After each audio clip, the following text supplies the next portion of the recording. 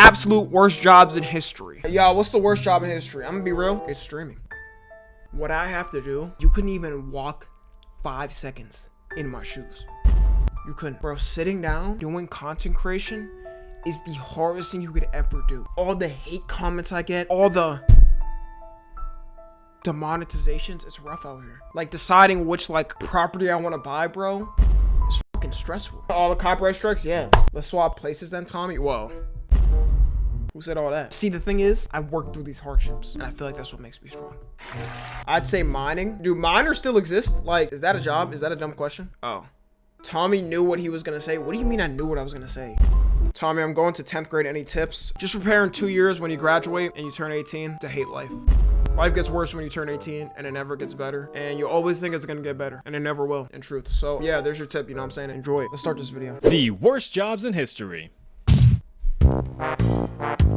Gong If you farmer? ever think your job's crappy, try having to plunge into a pit of literal human doo-doo feces. Isn't this still a thing? Like they have sanitation workers or whatever. Y'all be seeing that? Bro, it looks so fucking disgusting.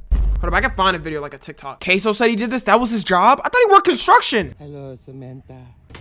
Oh, no. Huh?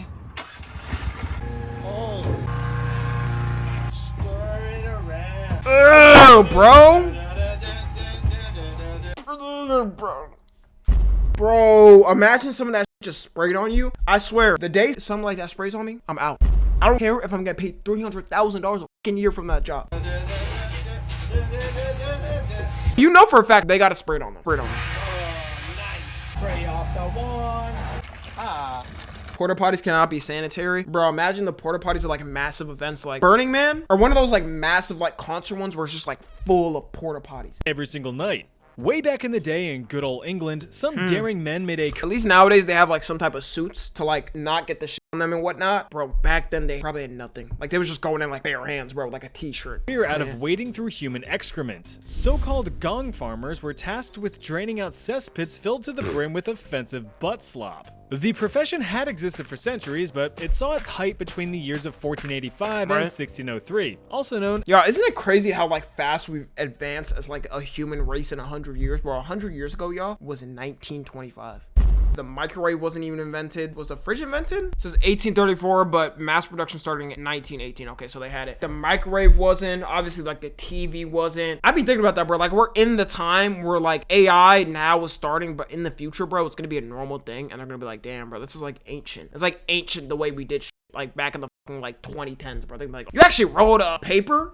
You would write things on the internet? Bro, I just have a chip in my brain that writes everything. Fun fact, cars were invented in 1973. No, they were not. Bro, what the fuck? Okay, now we're just saying. Cars were not invented in 1973. Hey guys, Tom NFG here. You know, only half of you guys are subscribed and even less of you guys have noties on. I hate to be a burden, but you know, I really appreciate it if you hit that sub button and the little bell next to it. You know, it doesn't take long. I know you can get mixed up in the algorithm and everything. But yeah, also tune into the streams. You know, we have a lot of fun over there. I'm telling you, we have a lot of parties going on over there. Yeah, that's it. Bye. Damn. But yeah, no, between this time, like, they barely had any advancement. The way we've advanced, and we're only gonna keep advancing. Like, imagine in 2100, bro, in 2100, the world's gonna look completely different from how it looks like now. as the Tudor period. Oi, I got some Tudor for you. Since this was way before the invention And of... imagine sitting on a toilet like this. Nah, you just know that fucking sucked, bro. You know that sucked. You have all types of like flies coming out of it. The splinters? No, deadass. the turlet, people were content with just slamming their cheeks down in a public latrine to pinch off a quick loaf. The other problem was the lack of availability of somewhere to go. Towards the end of the 14th century, it's estimated that there was only one public bathroom per 2,000 people. Plus, That can't be true. People didn't like make their own in their houses? Man, these niggas was lazy as f, bro. I would have made my own. in mind that all of that human waste was just piling up in a literal stone-lined hole in the ground, so you were just dropping logs onto a mountain of timber. The local government, realizing that this horrid threat to public health was fermenting beneath everyone's feet, took action to allow the construction of private outhouses and latrines in residential areas as a way to disperse the smelly sewage. It didn't work all that well. So with dookie levels rising, help was needed to drain the pits. Enter the Gong farmer, the term Gong deriving from an Old English term meaning to go. They were also referred to as the much more mysterious and cooler sounding title of nightmen, as the only time that they were allowed to perform their duties was under the shroud of night, and that really sucked. There were no flashlights, spotlights, or... And you're doing it in the dark, or like with a damn ass lamp. Bro, imagine just like a piece of shit just flying in your face in the dark. illumination of any kind. You just had to hope that the moon was shining brightly to light your way through the filth. The nightmen would enter these cesspits and drain the contents using buckets and shovels. Excrement was loaded into barrels and carted off to be dumped near the River Thames. Don't worry, it was used as fertilizer later. Maybe. These men would be knee-deep, waist-deep, even neck-deep in this stuff, which had its own risks, the first and foremost being asphyxiation. Cesspits were often— Wait, you would like die? You would drown in shit? Ugh. enclosed spaces with little to no ventilation, so the buildup of noxious and toxic gases was a very real threat. Although rare, a Gong farmer could pass out from a lack of fresh air and one way to go out. waste. Another risk was poor maintenance. Cesspits were typically drained as needed, which, depending on the size of the thing, could be up to 2 years between sloppy scoops. Since these pits just sat there and rotted, it was common for stone walls to collapse in on the farmers while they harvested their crops. Any scrapes or bumps would certainly get infected, which could only lead to a painful death. But these high risks were met with high reward. Since the job was less than desirable, Gong farmers made quite a healthy living, about 6 pence a day. Now, I'm not quite sure what that is in non-silly sounding. We can assume you'll be able to buy a house on that salary in 20 years. Just like in modern times, man. You want to buy a house nowadays? Yeah, actually not even 20 years. Your ass not getting a house, bro. Billionaires of the medieval period. How much would I have to get paid to do this? How much would I have to get paid to do like some sanitation work nowadays? Probably like 300 bands a year. I have to get paid a lot if I'm doing that. I'm sorry, no. Even with the full suit and everything and whatnot nowadays with modern technology, no. Money, but sounds pretty good. Problem is though, Gong farmers perpetually reeked from their labors and were only permitted to live in certain areas of the city, with most of the public actively avoiding them and, well, treating them like crap. Chimney sweep. Oh, yeah. I forgot, bro. They had to sweep the chimneys when everybody was like lighting this shit up with the wood and coal. Now, if you're looking for a soul-crushing, body-breaking job that pays next to nothing— Is that the casting couch? Why do I know that off rip? I think most of us know that off rip. you're an idiot. But I could recommend that you apply for the occupation of They were chimney kids sweep. too? Yeah. These services— They were kids because like they could reach little hands and they could fit through the holes easier than like adults. all the rage in, you guessed it, England's Tudor period. But the job has existed for hundreds of years. Tudor? Rapid urbanization led to the construction of a lot of buildings. And each one of them suckers needs a source of heat. Gotta keep them English toesies nice and warm during the miserable gray winter months until the arrival of the miserable gray summer months. So a lot of fireplaces and chimneys were built to meet that demand. You do know how a fireplace works, right? Make fire, fire make heat and smoke go up through chimney and blow out the top. But all of that burning of wood and coal creates lots of icky carbon-heavy flammable deposits that build up within the chimney. Big problem, cause if that's not properly cleared out, then things can just go, and there goes not only your house, but a few neighbors' houses as collateral damage. Well, the higher— Yeah, knowing me, I probably wouldn't have cleaned and the whole neighborhood would have burned down.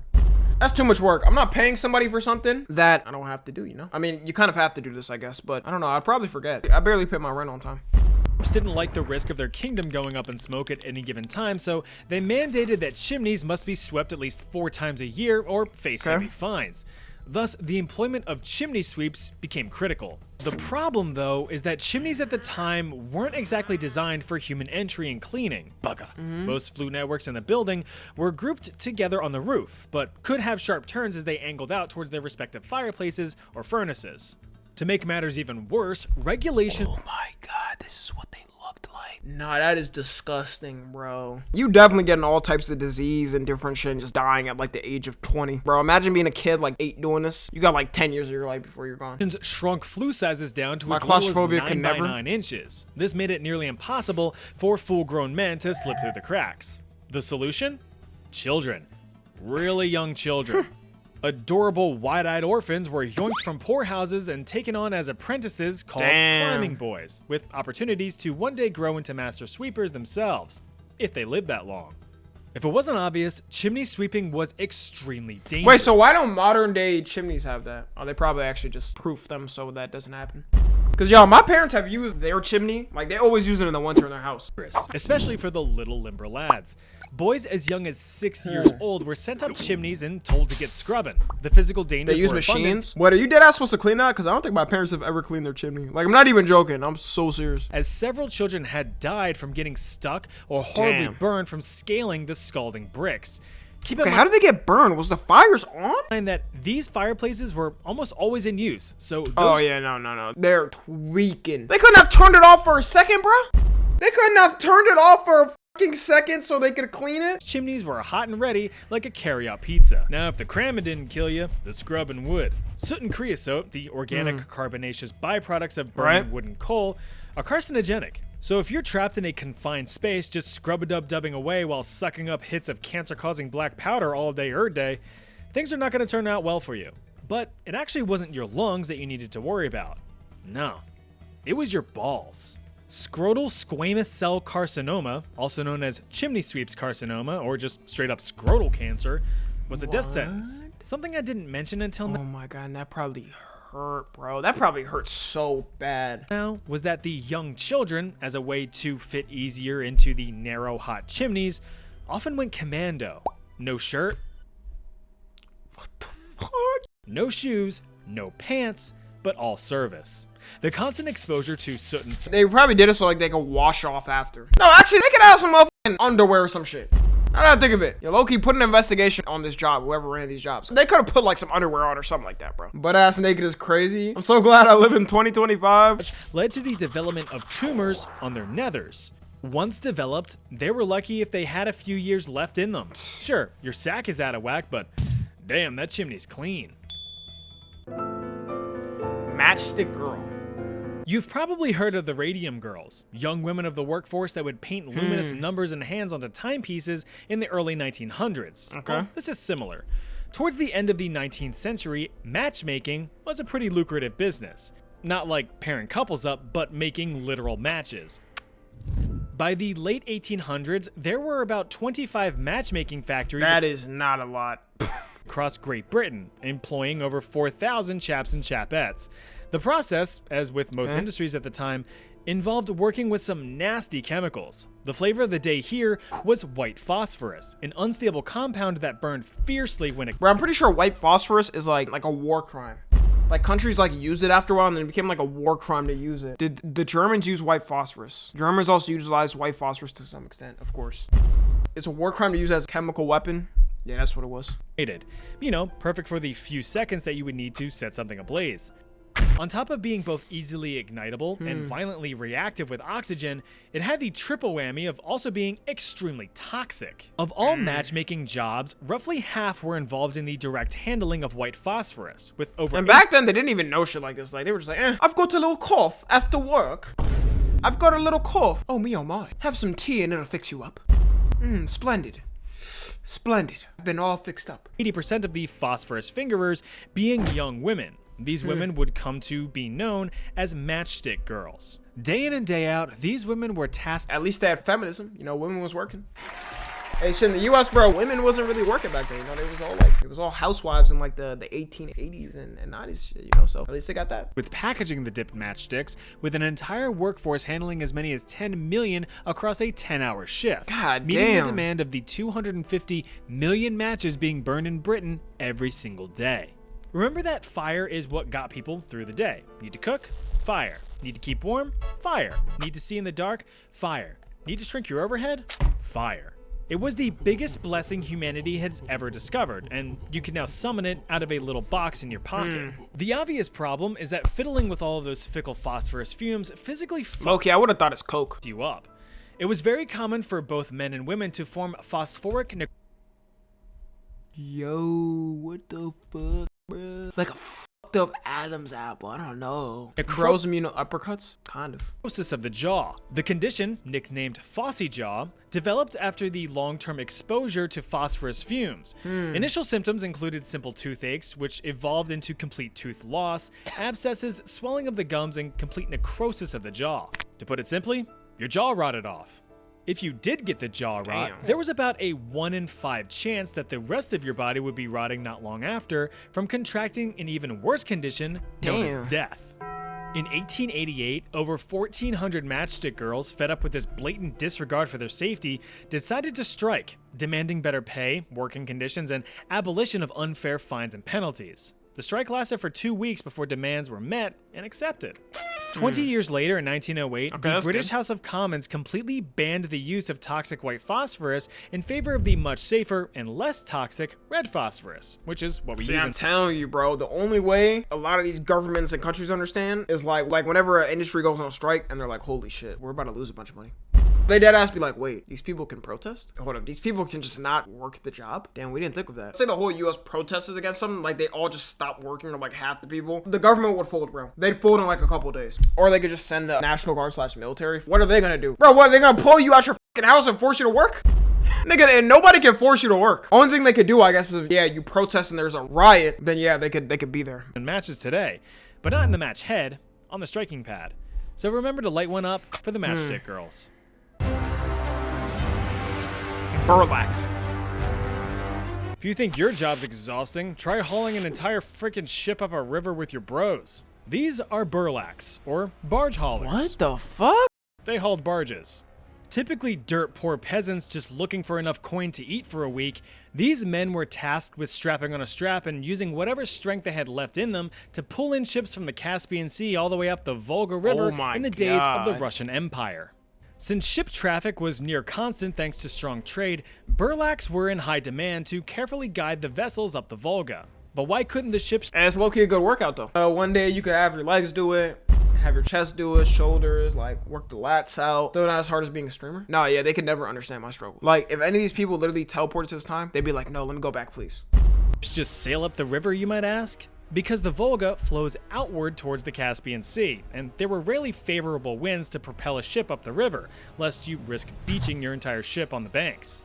So why not hire a bunch of exhausted and desperate poor people to do the work instead? Whoa, slow down, fellas. There's no need for us to be Russian. Depending on the was a load good joke. size, Burlac groups could range from just a few men up to 150 fellas pulling a single ship. But there was a moment of respite for these workers. See, one advantage to working in the Russian Empire was the cold winters. Oh, wow. Can't exactly move ships upstream when the waterways are completely frozen over. So Burlacs were seasonal, working dawn until dusk, thaw till frost. But since the combination of being poor and not working meant certain death, the men would pick up odd jobs in the winter to barely scrape by. Hey, I make a duck. Smudge, smudge. At the beginning of the 19th century, it is estimated that about 600,000 Burlacs worked in the Russian Empire. How did they have this much demand? But the evolution of ship technology and the invention of the steam-powered ship rendered the job Right. obsolete. By the end of the 19th century, the Burlac profession had vanished over the horizon. Snake milker. Now I know what you're thinking, so stop it. This has nothing to do with milking your own snake or giving Yo, that was a. little pinches to crazy. little snake nips, which don't exist. Oh, I Snakes thought that's are what it mammals. was. Oh, probably milking the venom, I'd assume. The job of a snake milker was to extract their venom from Yeah. their fangs. That's crazy. He looks cute, right? Think again. Snake venom was highly Yo, to this day, I still like hate snakes, bro. Do any of y'all like live around a lot of snakes? I don't like Florida. Obviously, there's like a lot of snakes there, bro. I do not like being around f***ing snakes, bro. They're just so like weird, bro. So slimy. Especially when I see your ass in the grass, bro. And like you hidden in the grass, and it's like, no. I want a pet snake. Yeah, it's all fun and games, bro. Until you wake up and then that shit wrapped around your neck, and you're sitting there. Motherfucking getting choked by the snake. They're not your friends just as much as the clankers ain't your friends. coveted for use in early warfare had a as snake a around my neck, but biological he was weapon, chill. granting you the ability to proc tick damage over time to your enemies if you weren't able to finish them off yourself. Perhaps the best weapons of choice to get slathered in the stuff. Yeah, surprisingly, certain venomous animals are like very easy to beat. Like all you have to do is like literally just grab a snake's neck and there's nothing it can fucking. And the same thing with what else? If you grab a bee stinger and wasp and like whatever, they can't do anything. They just sit there like struggling trying to get away. Were arrows. Lethality of arrows varied greatly. Take one in the skull? Yeah, sure, you're dead as a doornail. But Right. take one in a less critical spot like an arm or a leg, assuming you don't sever an artery, and you might just live to see another day. But that all goes out the window if the arrow tip was dipped in some venomous drip. Quite a few civilizations have been noted for using envenomed or poisoned arrows throughout history. You've got the Khoisan people of southern Africa. Oh my god, and like you won't even know, bro, if you're hit with like a poisoned arrow. Bro, you're just gonna get hit with an arrow, like in war, and you're gonna be like, little f***ing arrow, alright, whatever, I'll recover. And then slowly you're dying, bro. You're having like the worst headaches ever, and diarrhea and everything. Try grabbing a snake, Tommy? Okay.